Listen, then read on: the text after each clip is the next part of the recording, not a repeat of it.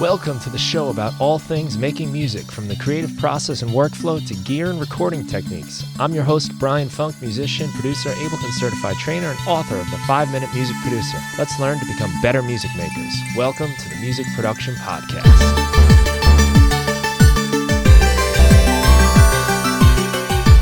Kevin Griffin is the frontman of Better Than Ezra, a Grammy-nominated songwriter and co-founder of the new artist-built AI platform, Soundbreak. Better Than Ezra contributed to the soundtrack of the 90s with hits like Good and In the Blood, and Kevin's music has been performed and recorded by artists such as Meatloaf, Taylor Swift, and Blondie. Kevin and I spoke in depth about the art and magic of songwriting, collaborating, and touching people's lives with music. We discussed the future of AI music and how his company Soundbreak is helping artists license their musical styles for generative AI music. Please welcome Kevin Griffin to the Music Production Podcast.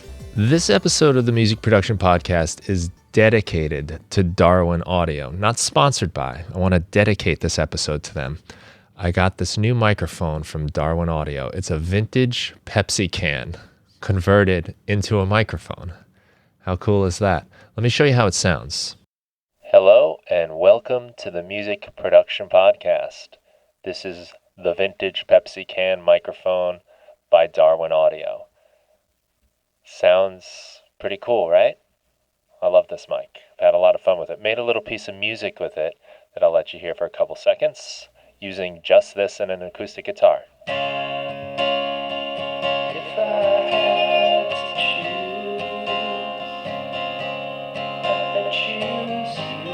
It's a lot of fun for getting recordings with character in them.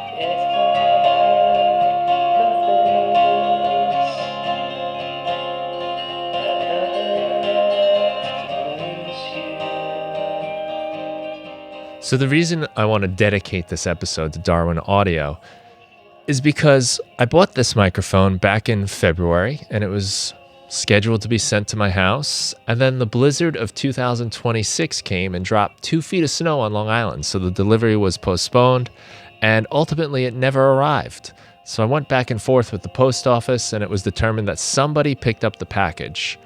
Wasn't me, wasn't my wife, wasn't my dog. We don't know who took it, and the post office kind of said there's really nothing they can do except to contact the seller and ask if I can get a refund. Now, I didn't really think this was Darwin Audio's fault, but I wanted to reach out and just let them know what was going on. And maybe there was some sort of insurance that was on the mail, I don't know. So I reached out to Darwin and told him the situation. He thanked me for trying to solve it with the post office and said, listen, the simplest thing I can do is just send you a new one. And that's exactly what he did. And as a vote of confidence to the post office, he used the post office again, and I received this mic. I thought that was really cool of him. I didn't expect him to send me a new one, but he did, and I absolutely love the mic, and I love the company now too. This is just a nice case of a company trying to do the best for their customers, even if it's not their fault. So I want to dedicate this episode to Darwin Audio and let you guys know that this is a really cool microphone, and you can get them in all kinds of cans, beer cans, vintage soda cans, rare stuff, and it's sort of a collect them all, I think, type of thing, because you might get into the idea of having all these different soda cans mics. They're awesome, and it's a nice way to put a little character into your music in a day and age when everything is so pristine and perfected. A little character, something lo-fi like this, can do a lot to make your music stand out. So check out Darwin Audio, darwinaudio.net, and pick yourself out a nice vintage lo-fi soda can, beer can microphone and add some personality to your music. Thanks a lot, Darwin. I love your work and I appreciate what you did for me. Welcome to the show, Kevin. Nice to see you today. Thank you, brother. I'm glad to be here on this beautiful spring day. Yeah, as I was telling you before, Better Than Ezra is definitely a household name around here. Part of my growing up in high school is when that song came out, so we all knew it. And personally, I think the 90s was one of the great musical decades, and to have a song be that popular at that time is a real statement to you as an artist, to the band, and thanks for making cool stuff. Well, thank you, brother. And your opinion, it matters highly, and I'm a fan of what you do as well. Yeah, when we were in the 90s making the music, you always think that this will never sound dated or of an era. And then time goes by, and I look back at it now, and when I listen to our albums, or maybe Lithium, on Sirius XM, I'm like, this it has a sound. It was it was the sound of bands, maybe a three piece. We were a three piece, a four piece, in a studio making music.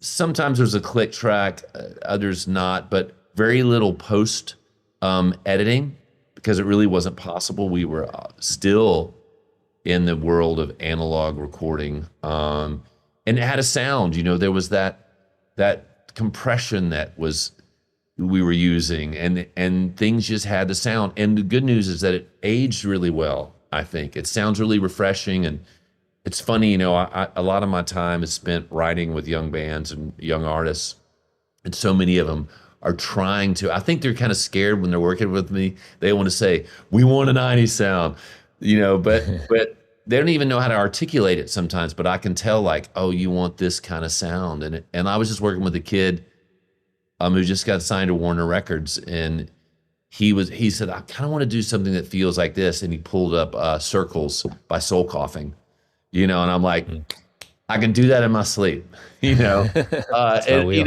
that sound. So thank you. It was such a cool time, and I'm happy to be on here, and we can talk about that and other things as well. I guess part of what happened in the 90s is we had the 80s and like drum machines and synthesizers and, gated reverbs on snare drums and all this over the top production. And then there was a pushback of, hey, let's dial it back a little more authentic to what the band actually sounds like. And I guess that holds up because that's what a band sounds like. It doesn't have all those maybe kind of time-stamped production techniques on it. Yeah, I mean, you're absolutely right. The '80s, whether it was more like new wave, like just new wave artists, there was that like gated reverb. Whether it was in pop, like Genesis, or it was a lot of the British bands, Depeche Mode and stuff like that. It was so synth heavy, even going back to the early '80s with Thomas Dolby. Or the big rock bands at the time. I mean, those Foreigner, Journey. I mean, it was so, and Mutt Lange. It was so incredibly produced that it was daunting. Because I couldn't sing those notes. We didn't have that production. So I think coming out of the college radio scene was a reaction to it, and it came out with bands like REM. And even though there was some gated reverb, snare, like on the Murmur record, but then bands like the Pixies and stuff, and then you get into the early '90s where it's a complete turning of the back on overproduction. And when we were making albums, it was like we were really overt as like if we had any BVs, they had to be buried. Anything that smacked of overproduction was really repellent, and it needed to feel really raw and immediate, and maybe a refutation, is that a word, of what we had grown up listening to. And maybe it was probably because it was just we didn't like it stylistically, though still respected it, but honestly, we didn't have the ability to do it. So for me, it was like when bands like REM and Pixies and the Smiths, that were really influencing me, came along. It was like, oh my God, I can make this kind of music and I can sing these kind of songs. And that was really exciting because it really felt hopeless for a long time. Yeah, well, growing up for me in the 80s, I was born 1980, and I mean, all of those bands, they seem so larger than life. It never occurred to me that I Yeah. could play music if I got a guitar until like the 90s came along. And then it was like, hey, that's not that hard. It's not finger tapping and crazy solos. And like you said, it was like accessible. It was really, We could it's play really, power you could chords. play it. You could play it. And look, don't get me wrong. I'm a massive 80s fan, and I I love love that. it I too. Yeah. love that music, whether it is crazy produced stuff that, Mutt Lange did with Def Leppard, and all that kind of stuff. But my heart is really in the prior years with maybe a tradition of like Creedence Clearwater, and those bands that were more simple, and Tom Petty, just great songwriting, but it's stripped down stuff that for me, like you said, I didn't have to have the talent on guitar like Eddie Van Halen and the finger tapping and stuff, and it felt really accessible. And honestly, I very early on, like Good was really an attempt to write a song that was the same four chords, just using dynamics. That song was built on a DNA of a Dylan song meets a Pixie song. Let's use distortion, loud, quiet, loud, to make those segues and those transitions between parts. And man, I tell you, I love that in my own small way for kids of a certain generation. Good is one of those songs you had to learn in your first band because it was so easy and it sounded so great with minimal talent or minimal proficiency on your, not talent, but minimal proficiency on your instrument, and then you throw it in the C7 and suddenly it sounded like 90s rock, it's G major, D major, E minor, C7, C major 7. And then suddenly you had to have the evil chord, Brian. There had to be an evil chord in the Something C major a little 7. menacing. Added the menacing evil that I was looking for. And I can remember realizing that chord actually being like, ooh, that's like a little out of the key kind of. And I don't even know where I got that it. bass line, I mean, the first time I think I picked up a bass, that was like one of the go-to bass lines to play of the day. You had maybe Longview by Green Day and Yeah, it's crazy. Violent Femmes, Blister in the Sun. Those classic records, and Tom, he was playing a Spectre bass, and that Spectre was the sound of the 80s and the 90s. It just has such a sound to it. Simplicity, the hardest thing to do is write a convincing song that's just super simple. And especially as you get older, you're always wanting to impress yourself and not repeat yourself. So keeping it simple. I mean, going back to Tom Petty, he was the master throughout his career of doing deceptively simple stuff, but it's just brilliant. And that's kind of where I'm always trying to get to, cut away the fat and get to what really matters with this song or the production. I like that you bring that up because this is something I deal with almost every time I try to put a song together. There's the part of me that wants to be a little clever, have something unusual happen, maybe to prove to myself that I've been playing music for all these years or whatever it is. But yeah, you want something in there, but it's when I'm thinking that way that nothing happens. But when I just decide to let it be simple, not worry about that stuff, then things can come together. And I mean, most of my favorite songs are relatively simple. Maybe there's a little twist here or there, but it's kind of tricky to find that spot that you're mentioning. And that's something I wanted to ask you about songwriting too, is just finding that zone where, because you have to be somewhat judgmental to what you're doing, but you also have to kind of open up and be vulnerable and find what's going on. It can be a hard place to find. It's almost two places at once. Early on writing,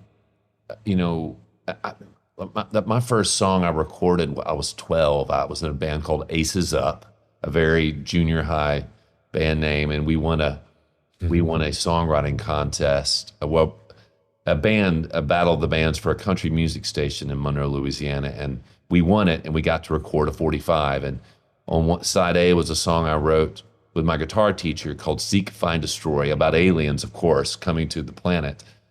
I was ahead of the curve, Brian. And then this B-side was a cover of Cold Gin by Kiss. But the point is, I started off, but then I kind of languished, and then the real songwriting happened with Better Than Ezra. And when you start off, you're not trying to outdo your old work because you don't have any old work. So those songs were just simple because that's all I knew. I think later I got to where I was like, okay, have I done this before? Have I done this chord progression? Is this a evolution for me as a songwriter? Is this cool? And all those questions make you second guess. For me, the challenge is I don't want to get wrapped up and bogged down by second guessing myself, but before the idea even comes. One thing that really helped me is, 5 years after our debut album came out nationally, that's when I started co-writing.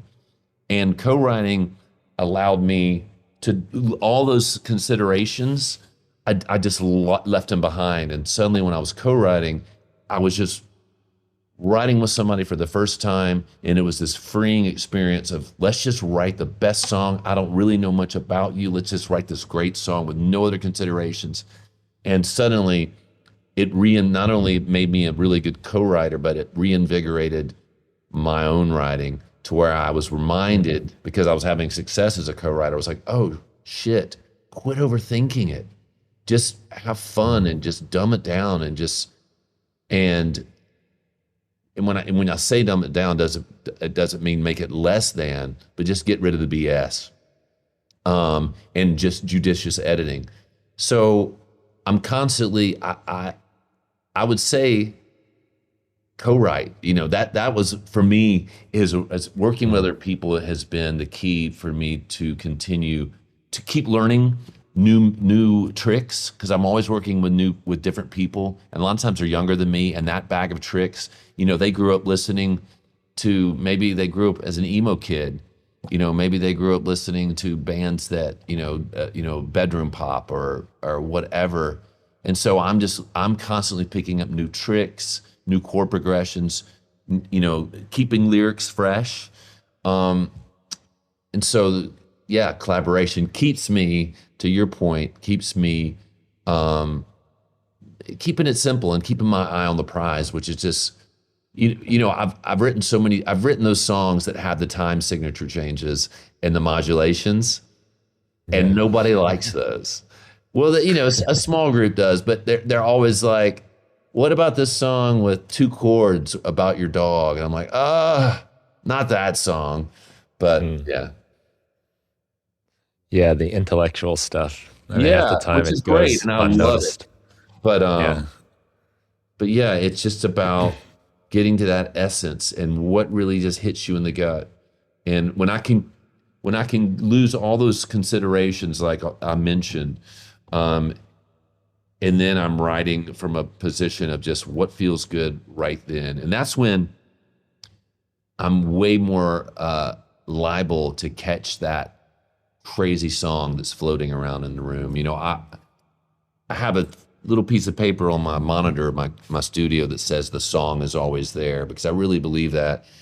And if I can be in tune enough to get that song that day, then it's a win. And then there are those people like Paul McCartney, their antenna is just better than all of ours. That they're going to get that, they're going to find that inspiration in the room way more often than the rest of us. But the goal is just to keep trying.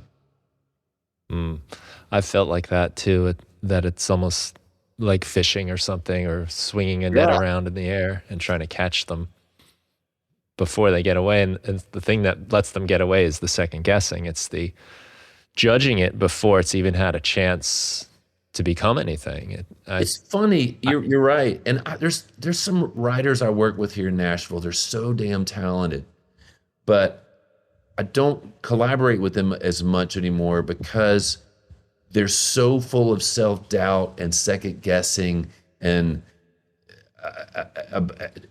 full of just wanting to talk about the futility of the music business before we even write a song, that I'm just defeated by the time you finally say 45 minutes into the session, well, let's write a song, even though it's pointless.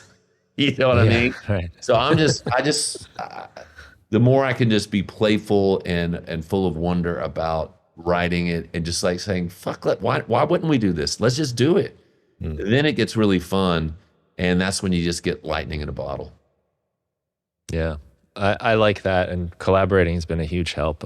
Yeah. The band I play in right now is a 3-piece band, and we don't bring songs to the band. We just play and see what comes out, and you blabber lyrics, and sometimes you say something, or someone else says something, or they thought you said this, and all this weird interaction happens. And the goal is become so much more. We just want to keep playing. We just want to play. Yeah. So we need something, and if it's an idea I love and someone else doesn't like or whatever, who cares? Fine, move on.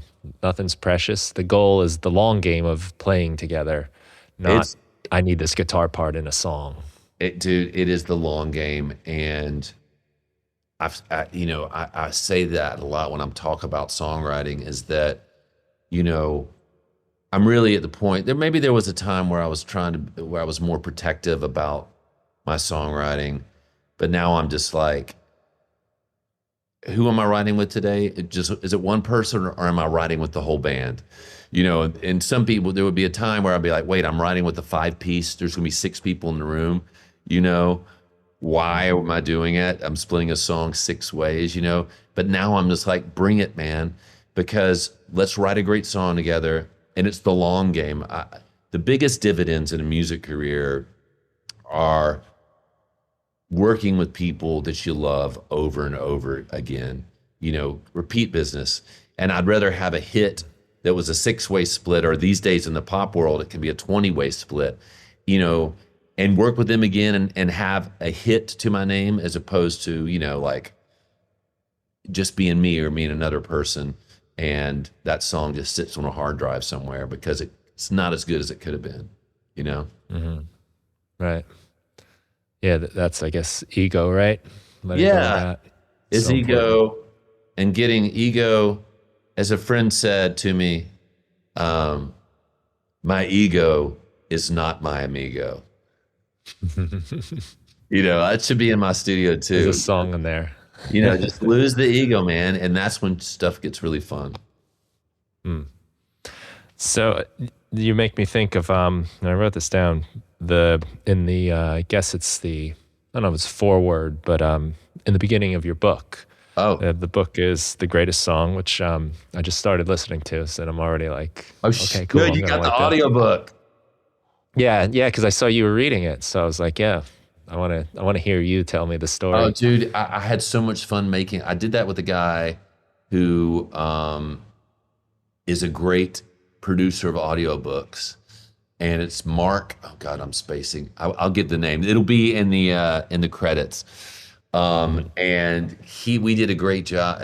He did a great job with all the Foley, all the sound effects. There's original songs, and then there's my accents that I used for the different characters. I don't know if you've gotten to those yet. I kept asking him. I was like, am I going to get canceled for any of these accents that I'm doing? Am I clueless and being really offensive? And he's like, no, it sounds great. Go. So. Yeah, right. I guess you had to think about that. Sorry, but you were saying there's at the beginning of the book. But you got the Picasso quote about all children are artists, and something the struggle is staying an artist or something. Yeah, we're all born artists. The challenge is how do you stay an artist as you get older? Or put another way, how do you grow into your creativity as opposed to out of it? Yeah. I find that childlike wonder is the best place for me to be, making music. And I don't think I mentioned this to you, but I teach high school English. That's my grown-up job here. And love that. I'm an English major from LSU. Go Tigers. Okay, nice.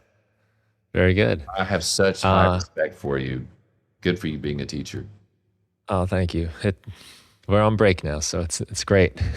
Right now we just took a break. I'm so happy. There's no school, no work tomorrow. Good Friday. Are we? Yeah.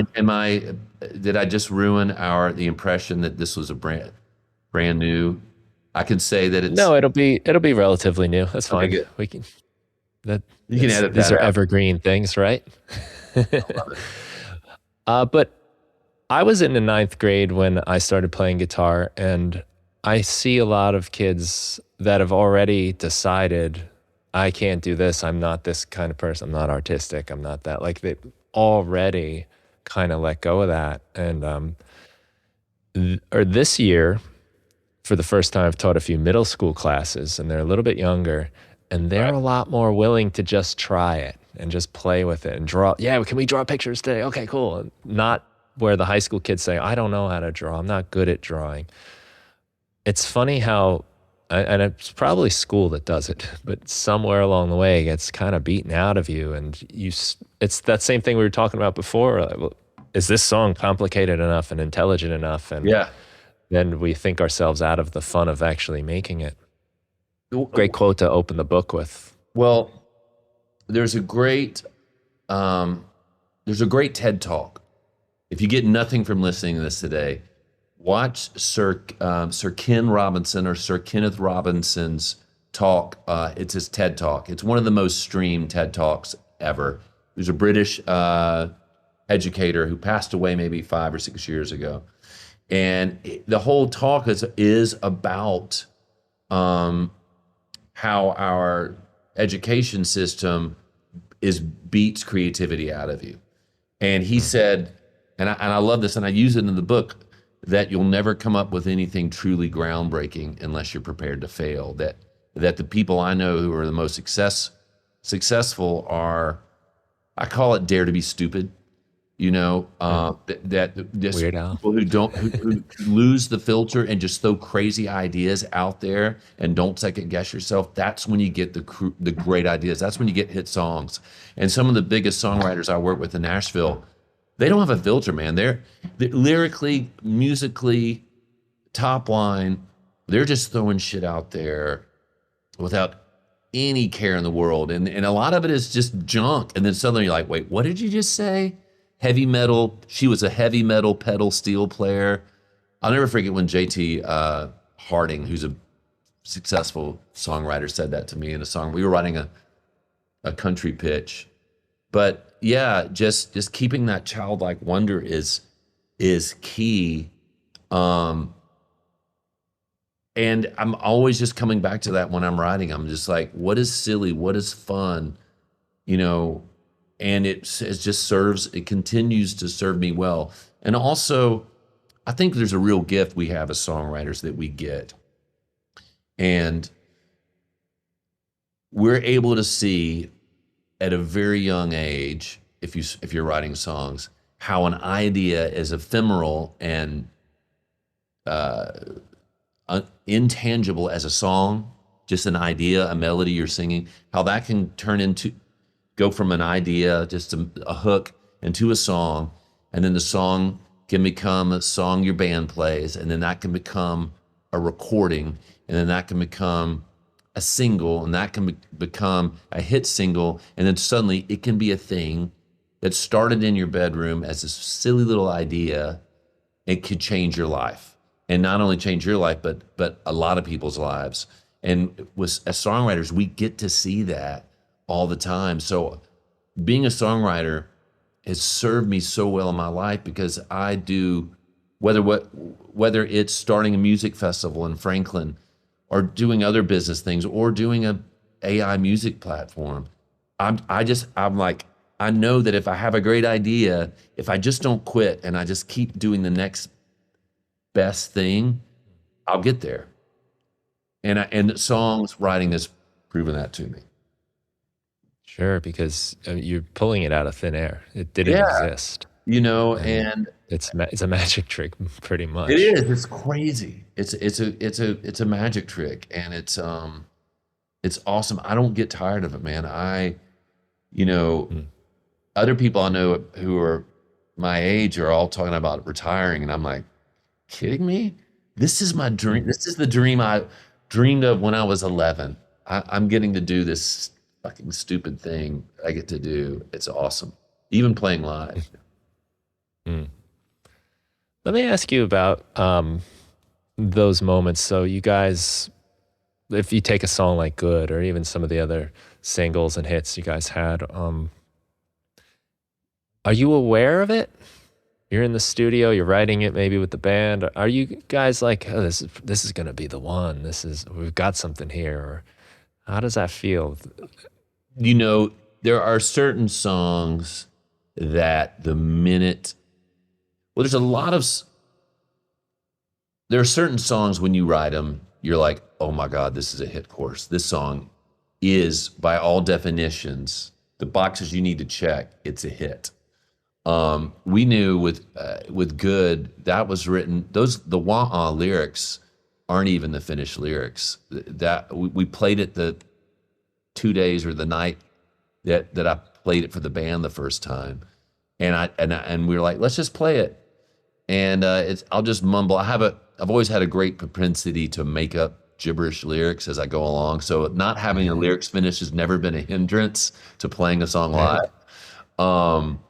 And we knew that night we finished our set. We played, like, back in the day, you play for 4 hours. You're playing your few originals, and then you're playing tons of, covers. And we were playing Hoodoo Gurus and Smiths and Pixies and REM and Replacements, Husker Du, Better Than Ezra. And we got off the stage. We were in Jackson, Mississippi, and people came up to us. They didn't say, what was that song? And you're like, oh, that's Unsatisfied by Replacements, or that's Pop Song 89 by REM. Nobody was asking about those songs. They were all asking about this song. What's that wah-ah song? I was like, that's our new song. So I knew then.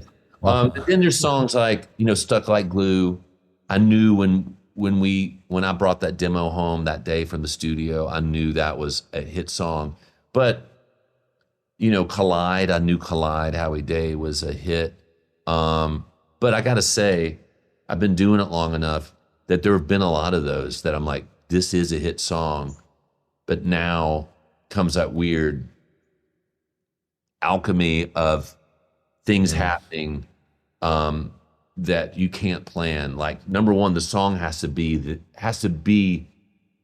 at that level to be a hit, but then it's got to be, is the artist on top of their game? Are they going to bring it home? Is the label in a position to make the single happen? Is the management are they clicking? There's so much stuff that has to happen. And then there's just the luck, the PD, the program director at the station, he just happens to start playing it. So I've come to terms with, hey, I've written a lot of songs that could be hits. I've been lucky to have some, but there's a whole chunk of them that if those things that would have happened the right way, those could have been hits too. But you do know the ones that are really good. And the challenge is not getting cynical because the songs that should have been hits weren't. And the kiss of death in the music business, maybe every business, but I only know this one, is getting cynical and bitter about how hard it is. At some point I just was like, next, move along. And worst case, if that song didn't become a hit for somebody, I'll just record it myself. I always love giving songs second chances. Yeah, that's cool.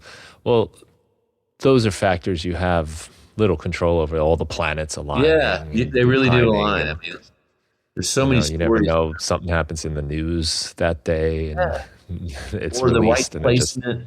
I mean, yeah. A couple great examples. Goo Goo Dolls, their album had come out. This is 90s.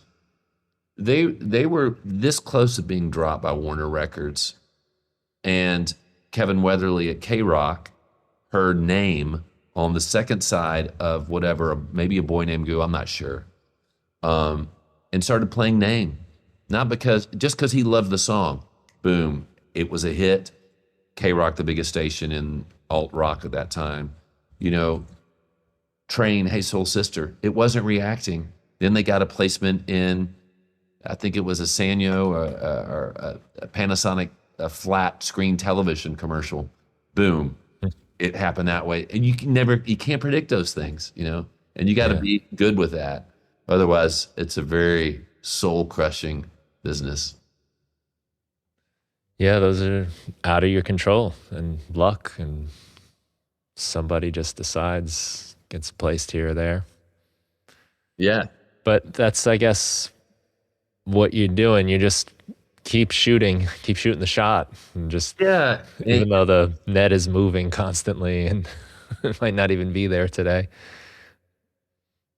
Absolutely, and at the same time, you try to you try to produce music um, that is, timeless in the studio, work with great people, and just make, at the end of the day, and this is a cliche, it's just like, if you got to satisfy yourself. If you're satisfied, that's the bar. Satisfy Yeah. yourself. So whatever happens, you don't have any regrets, and you can always go back and go, that's fucking rad. I love it. Oh, I've got so many songs that, such high hopes, and nothing happened on a big scale, and I'm fine with it, because that's just, it is the lottery, it is the gamble of this business. Mm. But the payoff is you get to do it. You get Oh, to that's the make that best, man. stuff. So yeah, you get to show up, and that's work, right? Dude, I love every day, man. I love what I do. And I'm always, there's a guy, John, have you had John Feldman on your uh, podcast? No. Feldman's a No. lead singer songwriter of Goldfinger. He's Okay. also a Yeah. big songwriter producer for Blink 182 and a lot of other people. Mm. And he is just like, he's a huge personality. And one time we were working together, and he was like, Kevin, walk out with me to the balcony. And I walk outside with him, and he's like, look at everything I've got. He said that, but he goes, say this with me. And I'm like, what? He goes, and he shouts out to the woods, I love my life. And I'm like, he goes, say it. I'm like, I love my life. And he goes, no, say it like you mean it. And I was like, I love my life, and there's a transformative power to speaking something that you really feel. There's a saying, like, when you spell something out, you're casting a spell. The words really matter. And all the time, if I'm feeling like, what do I got today? I got to write with that band. I'm like, are you kidding me? I got to write. I get to write. I get to do this thing that I love to do. And that's I go, I love my life, even on shitty days. It sounds so stupid, but No. it, there's that whole manifesting thing. The longer I've been around, the more I believe in all the stuff that I used to roll my eyes about. But Well, I mean, what is the ultimate goal here, right? You want all the success we strive for. We want to love our life. We want to be happy. There's yeah, the John Lennon quote I have on my classroom. It's something to the effect of, when I was younger, the teachers asked me what I wanted to be, and I said happy, and they said, you don't understand the question. He said, no, you don't understand life. oh, that's Yeah. deep shit, man. Yes, got that on the wall for the kids. Just Dude, it's all and true. me. Remember that. It's What are we doing this for? We're trying to be true, happy. and I think it's a really noble, making music, producing music, writing music, performing music. It's a noble path. You bring happiness and memories and stuff to people. You get to be a part of their life in a really cool way. It's really, it's a real privilege. I agree. And I've been through times where I wonder, the self-doubt can creep in, and there's so many problems in the world, and here I am making little sounds and silly songs. And there have been times where I've been pretty down about it even. And it's ironically music that pulls me out of it. It's putting on some music, and then you realize this is powerful stuff. And how many times in just my own life and people I know's life where a song brought them through it, or something happened and you hear the music and it changes how you feel and see things. It's, we might not have the ability to quantify it, but it's real. There's not a number or a No, statistic. and people have tried to quantify it, MRIs while listening to music, or what classical music or different types of music does to the brain, and in the chemistry of the body. It's real, you know. Mm. Yeah, but also to your point, getting deflated and stuff. You go through phases, where you're more productive or more creative than others. Sometimes the best thing to do when I'm in one of those funks, especially just a day when I'm supposed to be writing, some days you're just on and some days you're off.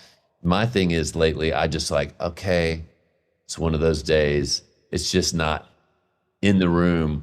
I won't force it. Or what I'll do is I'll just stop trying to make music and I just listen to music, you know, and, um, and that just kind of unlocks. Usually it's the Beatles. It just unlocks this thing that then suddenly I can write again.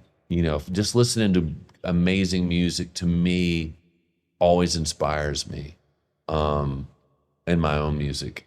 Yeah, you can't force it. I can anyways.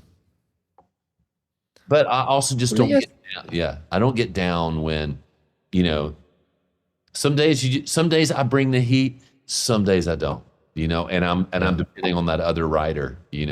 I hate it when it's that way, but it was just meant to be. Mm.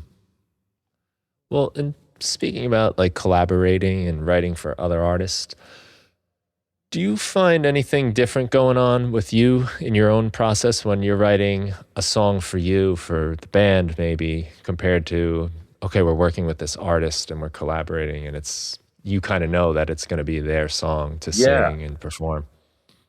Well, for sure. Like what I was saying earlier, it's way, way more freeing. Mm. When I'm collaborating with someone, it's way easier to write because I'm not thinking of all that internal bullshit that I have. Have I done this before? Is this cool? Is this different than anything I've done in the past? Because that really trips me up. So when I'm writing with another artist, and it's funny because I get to see them with their own internal struggle. Like, is this cool? Have I done this before? When we're writing it, and I'm just this like, I'm like a fire extinguisher. I'm like a fire hydrant that's been opened. I'm just spewing out these ideas and melodies and stuff as in collaborations because I'm just not thinking about all those other considerations that trip me up. So it's way easier to write and finish a song when I'm collaborating with another artist. I love getting kind of, but I do a lot of due diligence when I work with another artist. I listen to their music and see where they're coming from because I think my job is to help them do what they do, maybe not better, but just differently. Just be that band member that they don't have, and I'm because I'm such a fan of music, I'm pretty good at wearing different hats, stylistically. Whether I'm working with a band that's an East Nashville band and it's super like indie garage, or it's super minimalist, bedroom pop. I've used that term once before. When I'm writing for myself, I just know songs that are only going to speak to me, and on my on my iPhone, on my voice memo notes, I just say BTE.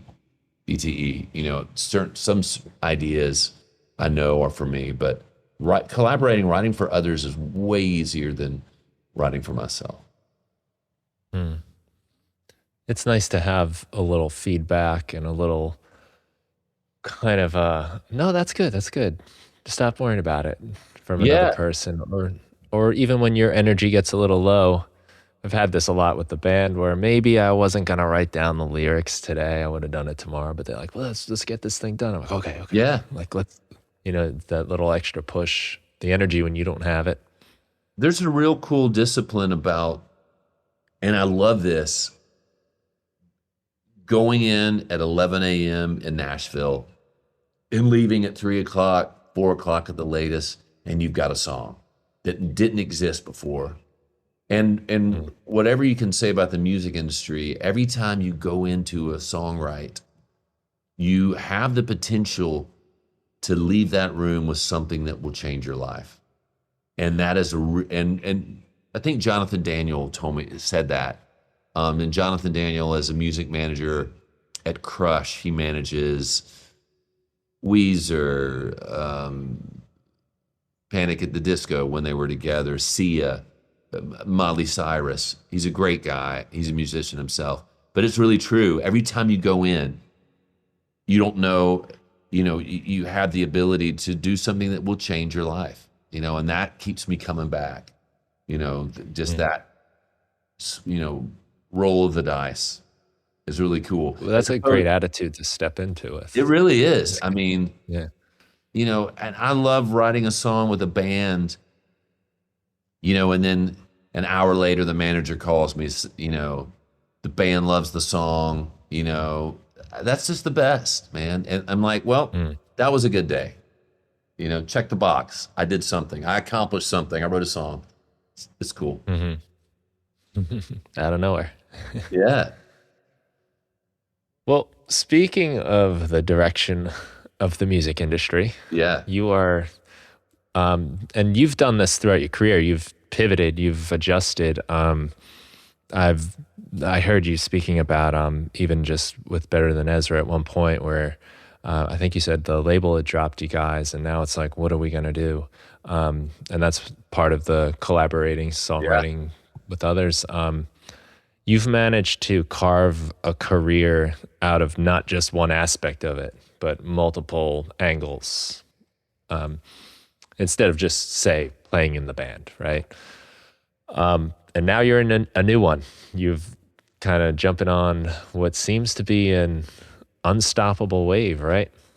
Well, yeah, to answer kind of our comment on, I tell people like, look, if my career, if I had been in Coldplay or Green Day, which was an all-consuming entity, then I wouldn't have felt maybe the need or to figure out other things I can do within music, whether it was collaborating or publishing or managing or starting a music festival. But yeah, but because Better Than Ezra is awesome, and it is, and I love. We just got back from a tour that was great of the Northeast. But because it wasn't some arena stadium juggernaut, even though we should have been, Brian. Miscarriage of justice. I've done other things, and my career is I've had a great career because I have so many irons in the fire, and I love just wearing different hats and learning new things within this industry. Because what's really cool, we're in the music industry, but until you're a festival producer or a music producer or a collaborator, it's a whole different discipline within one industry. So I dig that. But yes, the latest thing that I'm involved with and co-founded is a AI music startup that was really begun as a response to seeing Suno. Let's talk just about Suno and Udio come into being, in 2024. That's when everybody heard about it, April 2024. I saw what I immediately recognized as the potential to be a new and even more powerful thing that was going to diminish my livelihood as a songwriter in a lot of the ways, but I think even more powerfully, that streaming did to songwriting royalties with Spotify and how little we get paid. So almost 2 years ago, I became determined to start an AI platform that advocated for artists and songwriters in the AI world that would empower us to kind of call our own shots. and help elevate the IP, which is how we write in this world. And we launched it a month ago. It's called Soundbreak AI. Yeah, this is a huge thing, I think, for songwriters, especially. I mean, it's in every industry, really. I see it in my English classes with the papers students are turning in Oh my God. that are I generated. can only imagine. Are they savvy enough to get rid of the long hyphen that gives the M away dash. ChatGPT, the dash? Sometimes it depends how much effort they want to put into it. Sometimes they get a little clever and they edit it, but sometimes they just hand me these like brochures, you know, talking about their colleagues at work. I'm like, so your colleagues at work, huh? Jesus. You know, but yeah, with music as well. On one level, for me, I've not been so worried about it because I like making music. Yeah. I like playing the guitar and figuring out this puzzle and seeing what happens. So it's not necessarily just the outcome. So I know it can't take that from me. But what's happening with something like Suno that just is taking everybody and learning from them and no one gets credit for it is definitely problematic. And it's nice to see I agree. you guys taking some effort to deal with that and find a way to work with it. It seems like this is not going away. So it's only going to. History has told us enough, right? Yeah, it's only going to get bigger, and just to kind of a little history, Suno came out really in April 2024 is when I first heard about it, Suno and Udio. But if you only talk about Suno's the big dog. Now it's valued at almost $2 billion. And they scraped the internet without any license, every piece of music they could, and they continued to. And then they built an AI model on unlicensed music, mine, everybody's, and they came out with a AI platform where you could type in a prompt, and even version 1 was crazy compelling. The RIAA, Recording Industry Association of America, on behalf of the major labels, sued them immediately, saying this is not fair use. You are infringing on our copyrights, and that lawsuit probably it'll get settled out of court. But when that happened, and I started playing around with it and going to other songwriters and like, have you messed with this? My takeaway was, like you said, this isn't going anywhere. It's too powerful. There's too much money to be made. So if I don't think of a way to advocate and be a voice at the table for songwriters, we're going to get left behind, just like in the streaming world. And more history. I immediately thought of 1998. Napster came out. Then there was BitTorrent streaming, LimeWire, and all those illegal sites to stream music. The labels sued. Spotify came out. The labels sued them, and guess what? They settled with them to settle the lawsuits. They said, well, just give us some equity in your company, Spotify. And so all the major labels own a part of Spotify. And the part that they care about, the master side of streaming, well, that pays very well. And everybody, if you're a producer and you're listening to this, you know that you can upload your own song to DistroKid or TuneCore. The master side, you can make some good money if your song is popular. But the songwriting side is criminally low.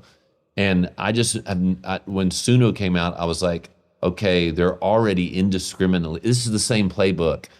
I know it's going to happen, and it's happening now. The labels are settling with Suno and Udio for a piece of the action, and songwriters are going to get left out. So I was like, why couldn't we build a platform that creates an AI version of your favorite songwriters and artists? Because my aha moment was when I did a little due diligence on AI, and the real simple explanation of AI is the ability to take a ton of data, whether it's language like ChatGPT or music and be able to predict patterns. If you learn enough about anything, you can tell what's the next thing's going to be, whether it's language or music or mathematics. And music is mathematics. So I was like, wait a second, songwriters, we're all just a series of patterns, what we've learned, who we listen to. And people tell me all the time, they'll ask me, did you work on whatever song? And I'm like, yeah, how'd you know? And they'll be like, I could tell when it hit the chorus, it sounded like one of your songs. And that was my aha moment, like, oh, well, songwriters, we're a series of patterns. I can change up the patterns, but as much as I want to believe I'm a jack of all trades, I do something kind of one thing really, really good.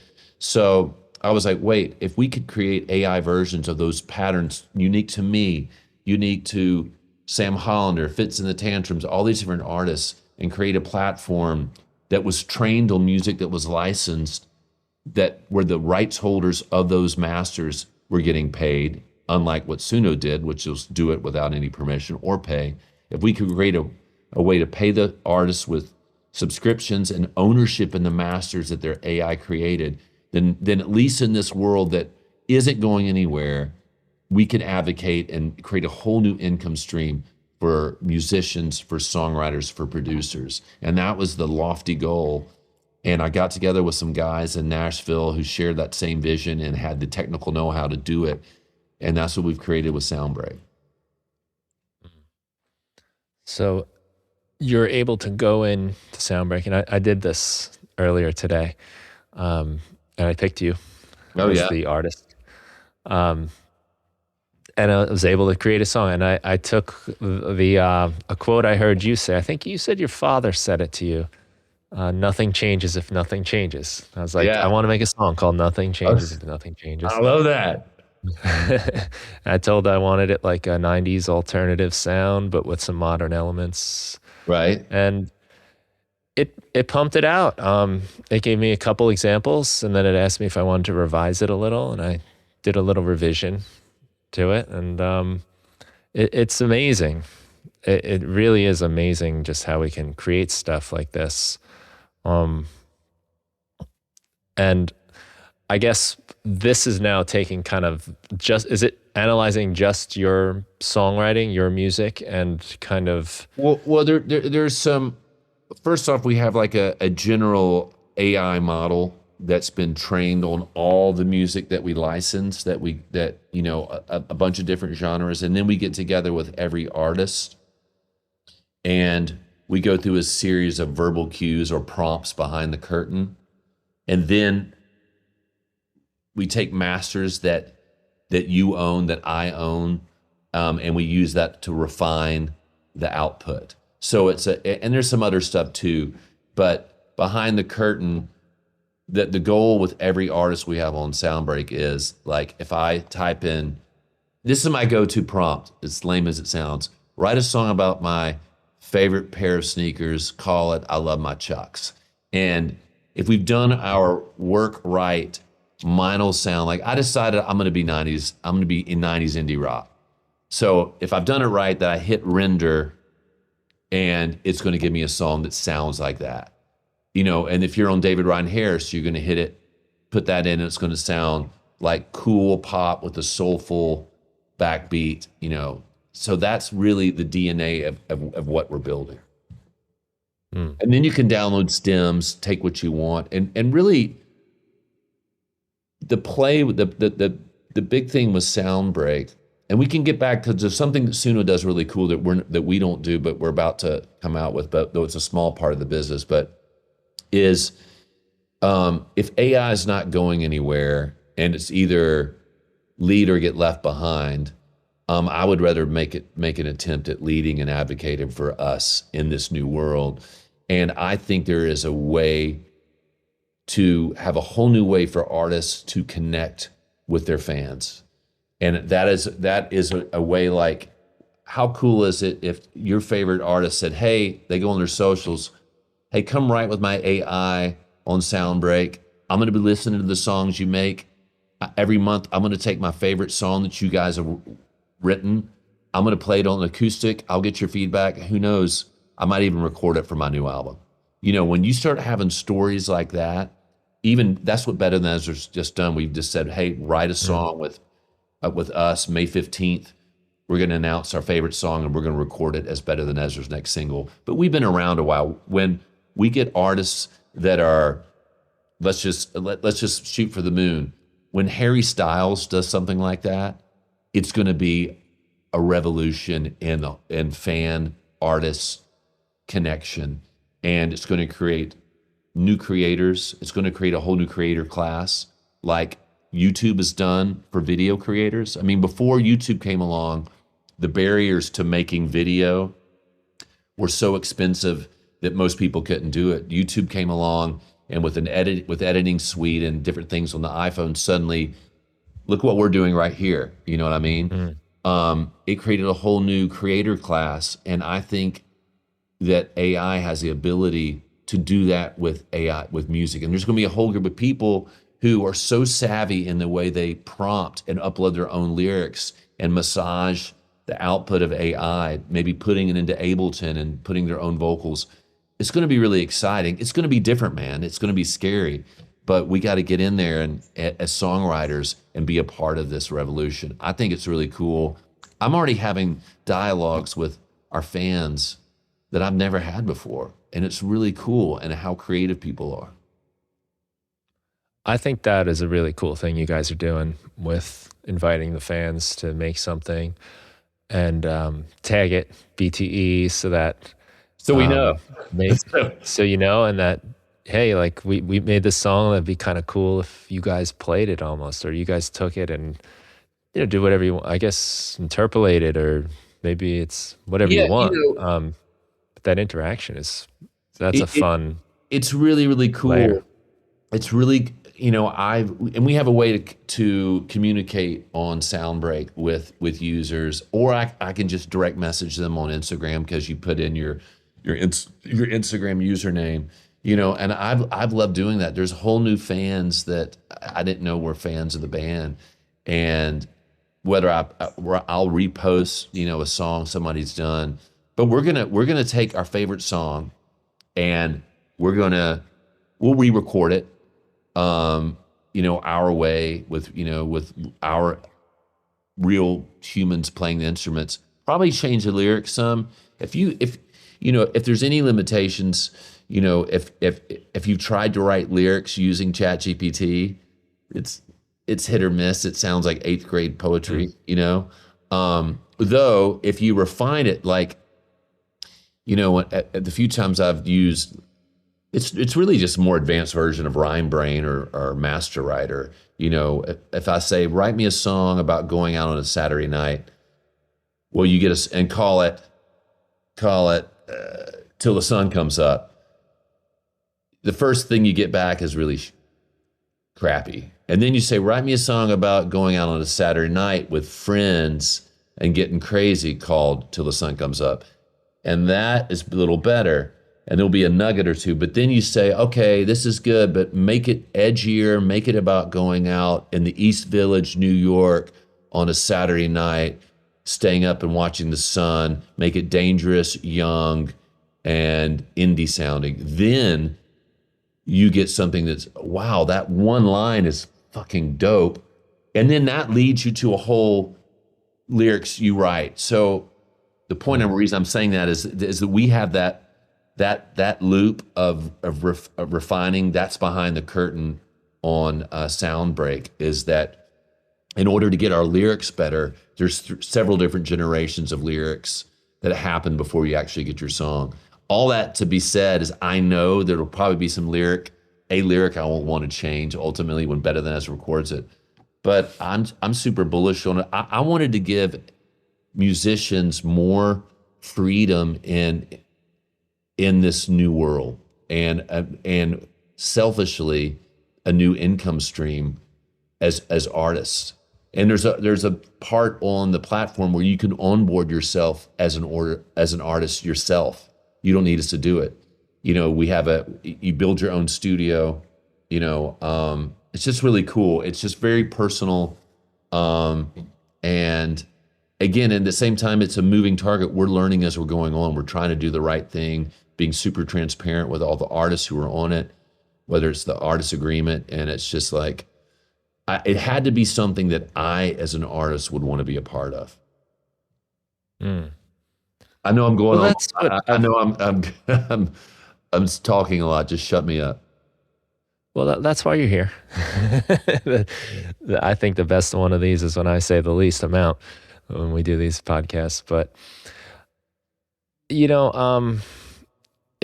that's what I found interesting. Because there's a lot of AI, this and that coming out for all different sorts of stuff, and I get contacted about some of that once in a while.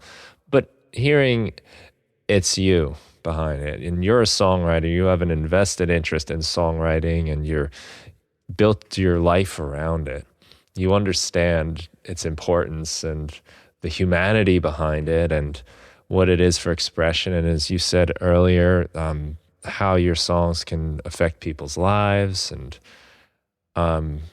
there's a lot that I guess some of the other it feels like that's all, who cares about that stuff when you see some of this other AI things. It's just the computer makes a song. And because artists, their billion-dollar companies are built on our backs.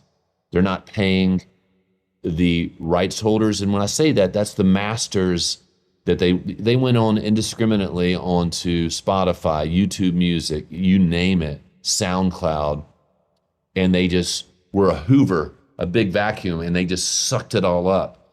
Every artist, we've already been ripped off. So my thing was, they can't do that, and if they're going to do it, meaning the labels get in bed with them and try to dictate. I've seen it happen before, and I was just like, no, I can't. I won't be able to sleep well at night if we didn't do something to advocate for ourselves. I don't want to be left behind like we were left behind in streaming. Mm-hmm. How have you found the response to be so far? You know what? Especially in the songwriter community, because I imagine there's got to be people that are on all sides of this debate. They're on all sides of it. I can tell you, if you look at everybody that's on the platform are friends, and the bar that I wanted to get for these initial artists were unimpeachable working class songwriters, people who have had Grammys, Grammy noms, musicians and artists that no one could slag because they're the real deal. And I knew that when I told them what we were trying to create, my hope was that I've been blown away by once I said why we're doing what we're doing and what we're doing, everybody was like, I'm in. I'm in. And then when we got our talking points about why we're doing this, what's Soundbreak, why we're different, even though I knew that all of them, it was bulletproof because it is. And, and we have legal counsel, and we were like, tell us why this idea won't work. This is a year and a half ago. And so every little thing that we needed to do, we've done, to protect the people who made the music and get them paid. All that said, when we launched, I really expected to get slagged because AI is super polarizing. Most people, though, react out of ignorance because they don't really know what's happening. They just say, AI, it's killing us. It's the death of creativity. You suck. It was good, But if you look at what's really happening and you educate yourself, then you're like, okay, this is rad. I get it. Good for you.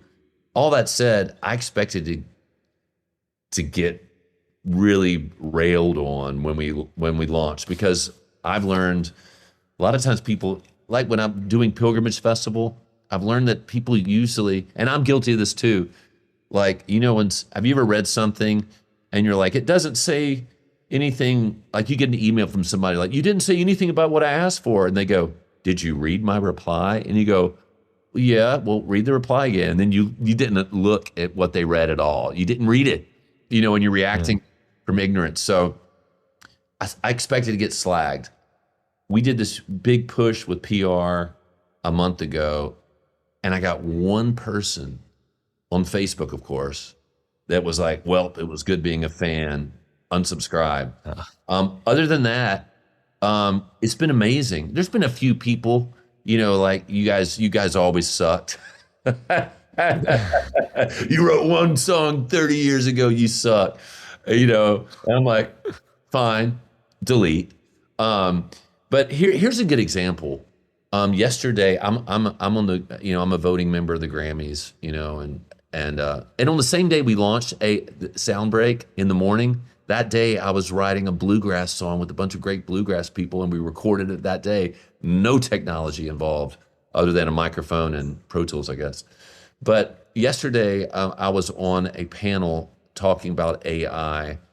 It was a music advocacy panel at the Hermitage Hotel to a bunch of musicians, producers who were part of the Grammys, but just interested people, and a lot of state legislators who were legislating on what's going on with AI.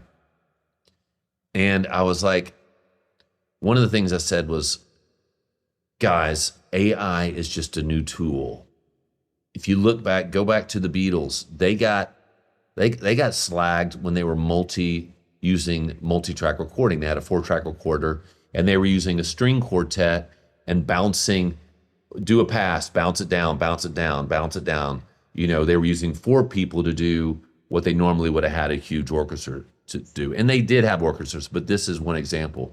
So they got slagged in the 60s for taking jobs away from musicians, even though they didn't.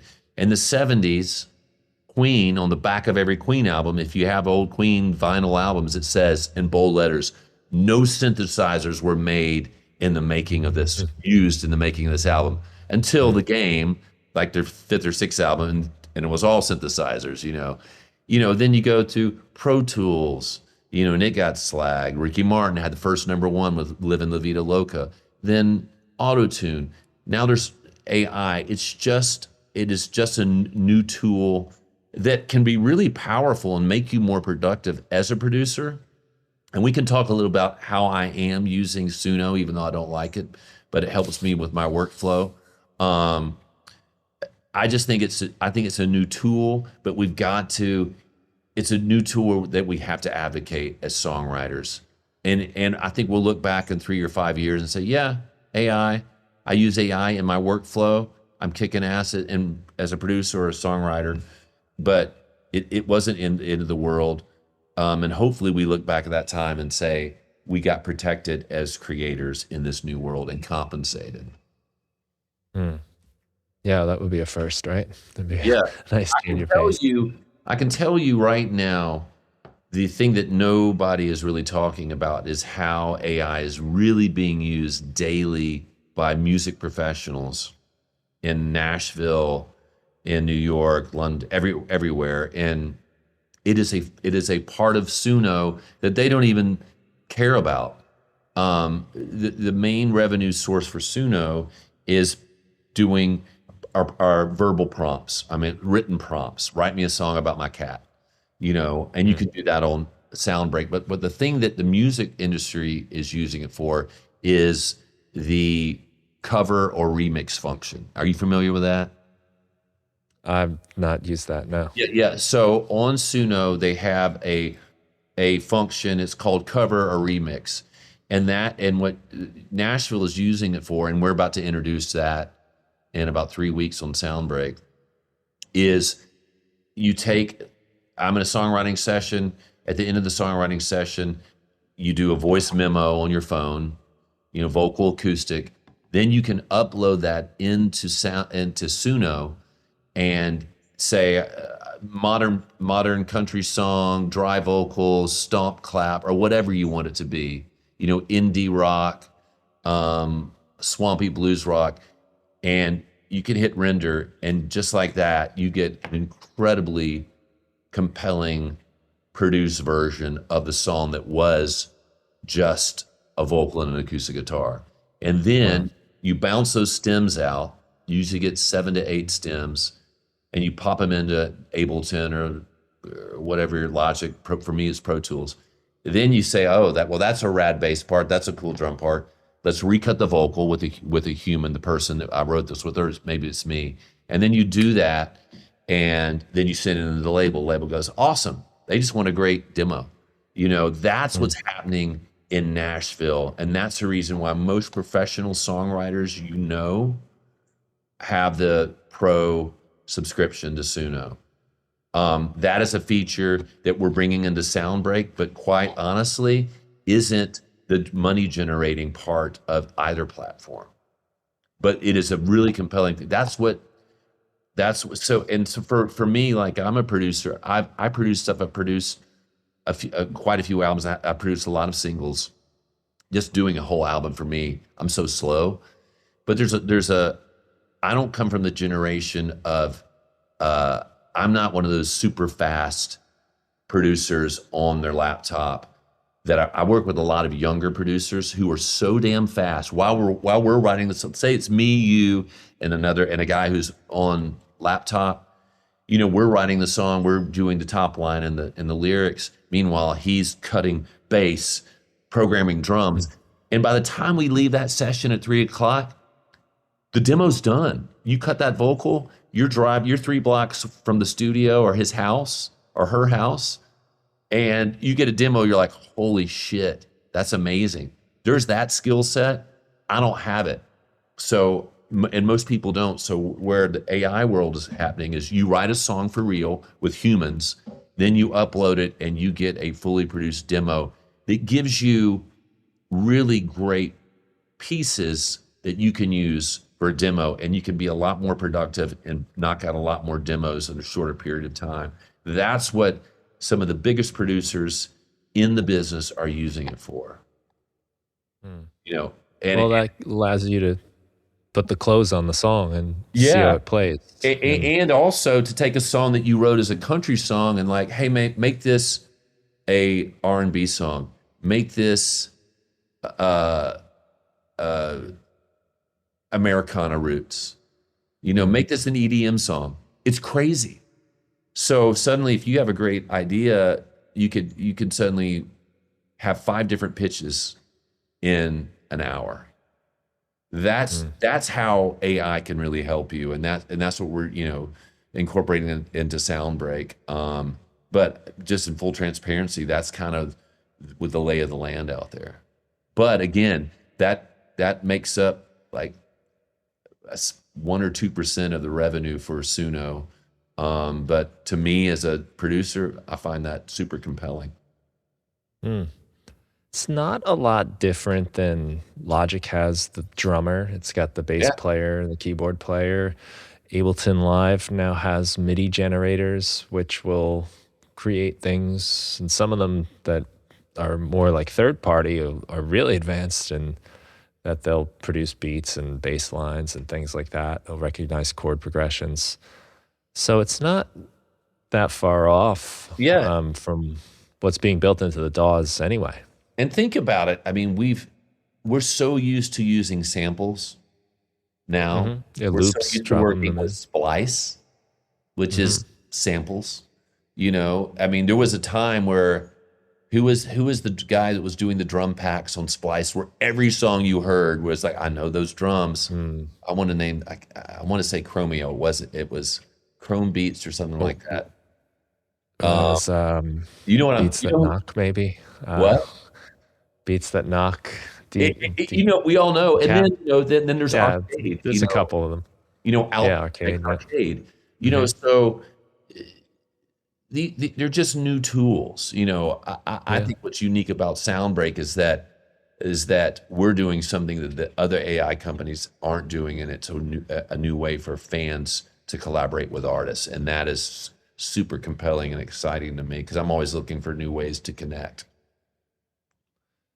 And I'm seeing you guys I could download these songs, look at lyrics. It says send to radio and distribute. Now, what would that be? So you can send to Soundbreak Radio, and then the idea is for the artists on the platform to see the songs you've written. You can send links to your friends to upvote your song so it performs better at Soundbreak Radio. So I get every artist on Soundbreak gets an email once a week of your top 10 performing songs based on how they're performing at Soundbreak Radio. But what's cool, and I think that's even more exciting than that, is that we're the only AI platform in the world where you write a song on our platform and you dig it, you can hit distribute, and you can distribute to all the DSPs, Spotify, Apple Music, YouTube within our platform. There's no other platform that has that. So you can be a fan of whatever artist on Soundbreak, write a song with your AI, you dig the song, you can, in 10 minutes, you can upload your song and have a song that you wrote with the AI for insert artists, and you could be an artist on Spotify. You can be streaming music around the world. And that's what I'm talking about, create a whole new creator class. And you as a user, you get 50% ownership of the master, the artist gets 25%, and Soundbreak gets 25%. So that's what the splits are. So that's crazy.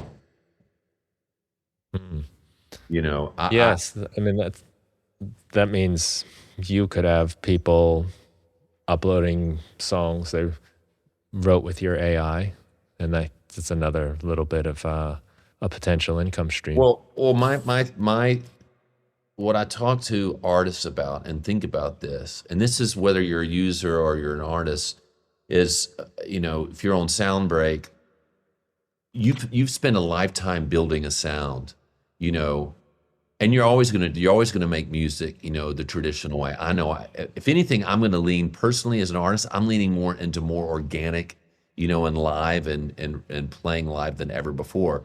But you built this sound; it's not going anywhere.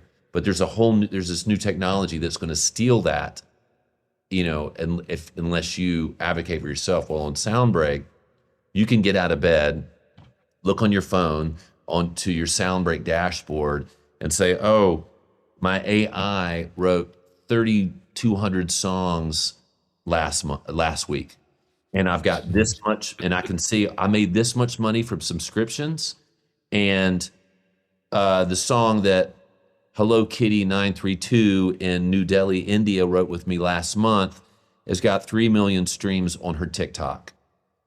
And I'm getting that revenue flow, and it all comes through Soundbreak. And at the end of every month, Soundbreak artists get a royalty statement. So the IP that you spend a lifetime building can work for you while you sleep and connect with fans in a way you've never done. And then also, in 3 to 5 years or whatever, you can turn around as an artist and you've got this whole new catalog of masters, of AI masters. And right now we look at AI masters, we're like, it's AI slop, stop the slop. That distinction is gonna, as we speak, is becoming blurred less and less. And it's coming this year. There's already been number ones that were AI songs. Those stories are going to happen more and more, whether they're a hybrid, maybe it was AI lyrics or AI, whatever drums. But those AI catalogs that started on, say, like Soundbreak are going to become really valuable, and they're going to have be a whole new income source. Again, this whole thing started as me like, okay, I'm a lifetime musician. How can we as artists make money and monetize this thing that's coming, whether we like it or not? And this is the best idea that we could come up with. I like it a lot better than this just taking everybody's music and no one gets anything. I mean, that seems criminal. I think it is. I think it is. And I think it's BS. But, the labels, Warner's done a deal with Suno. Universal's done a deal with UDO. Baby, it's big business, and the cash money is the bottom line with these companies. You better believe it. And so we got to get in there and advocate for ourselves, and that's what we're trying to do with Soundbreak. To your point, it was unconscionable what Suno has done. And if we don't, be if we don't be a voice, if we're not a voice at the table, or at least giving an alternative. My thing is, here's what I think is going to happen. The future's you're going to sign to Warner Records, and I look, I was signed to Warner and stuff. I had a great relationship with them, but I'm not signed anymore. They're gonna have their own AI platform for their artists, and and hopefully they're doing it like we're doing it. But there are way, way more independent artists like me now, and like you, and people who will never be on those labels. There's way, way more, and they need a place to be, and that's what Soundbreak's about. Hmm. And I hope people that are doing this recognize that ethical decision too, to go to a place where artists are treated fairly and compensated, and like that's the ultimate way we get to vote, really, is with our dollar. We do that every day. We get an election every once in a while, Dude, and most of us feel like we have no impact on it anyway. But the dollar, what you buy, where you put your attention, is that speaks. When Spotify came out, not to repeat myself, but to repeat myself, people are like, why would you pay to get what you can get for free? Meaning, why, there was LimeWire and all that stuff. And the success of Spotify, regardless that they're screwing the songwriters, proved that people want stability. They want to ultimately do the right thing by the artists who were saying don't use those illegal BitTorrent file sharing platforms. Use Spotify. People want to do the right thing, and as jaded, as cynical as the world can get, I do think that given a choice with two comparable options, I'd rather do the right thing that supports the artists I love. I'm going to do that, and that's what we're banking on, and that's why we built this. And we're super excited, and the momentum we've gotten has been really rad, and it's super cool. I think it's clever what you guys are doing with Better Than Ezra about having fans create the songs. That's a nice kind of unexpected turn for some of this stuff. Something I hadn't thought of, but it's a great alternate way of interacting with your fans and learning about who they are and letting them participate in the music here's the to deal. some degree. I've been thinking about this. Well, you could say, well, what was to stop you before from saying, let's just write a song with the fan, Well, then the world of music and rights and ownership can be really sticky, really fast and complicated.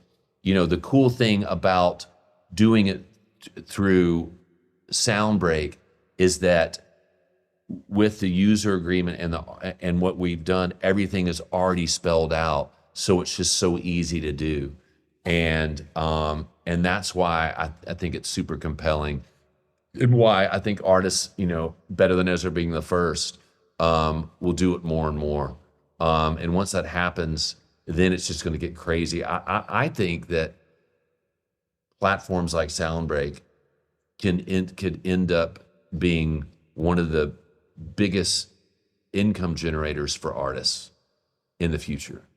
I think it's that powerful, which is really important when touring is more and more difficult. When streaming as songwriters, the middle class of songwriters has been eviscerated by streaming. It's not easy, especially now for younger artists. It was way easier back in the day when I started to have a career and be really happy with it without being the top of the top, being Beyonce or Ed Sheeran,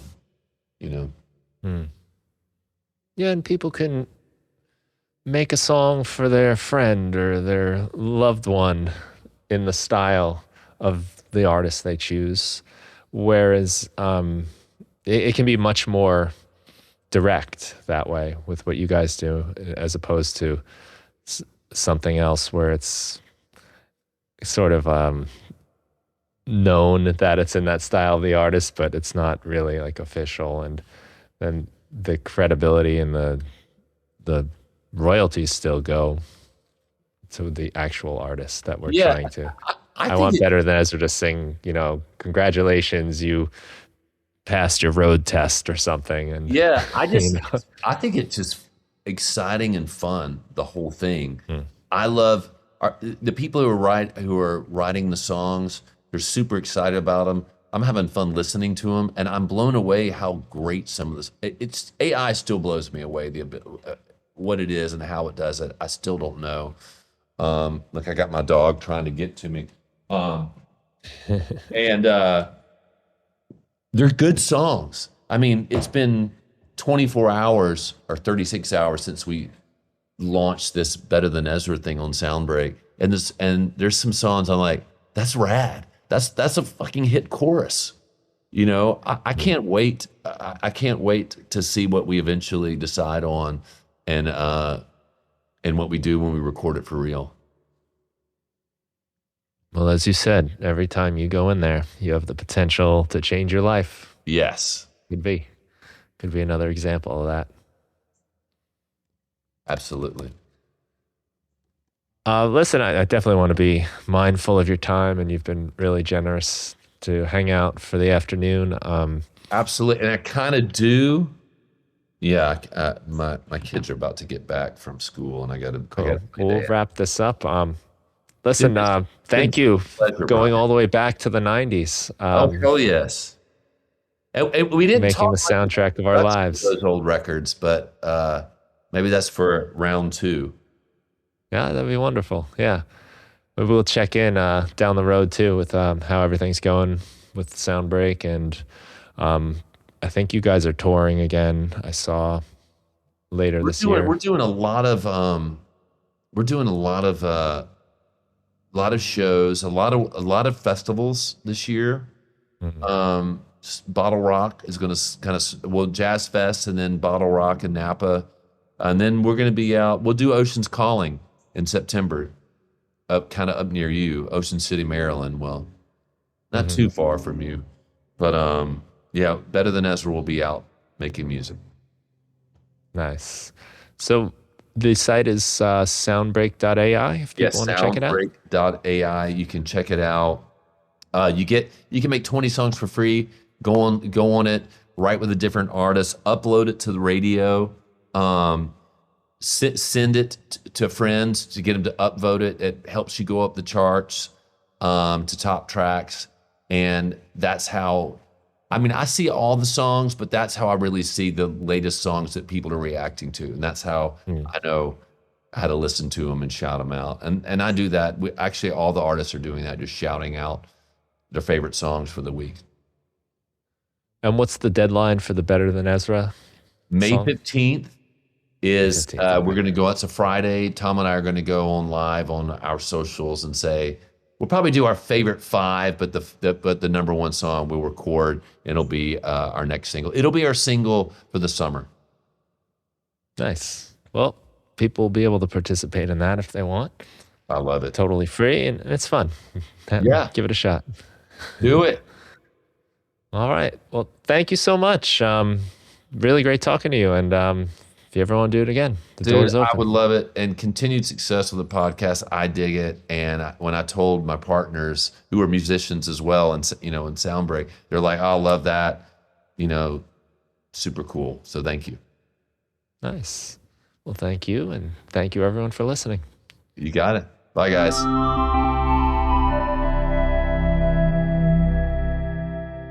Thank you for listening to the Music Production Podcast. If you want to help support the show, the best thing you can do is tell a friend, someone you think that would enjoy the show. I'd also love it if you could leave a review wherever you get your podcasts.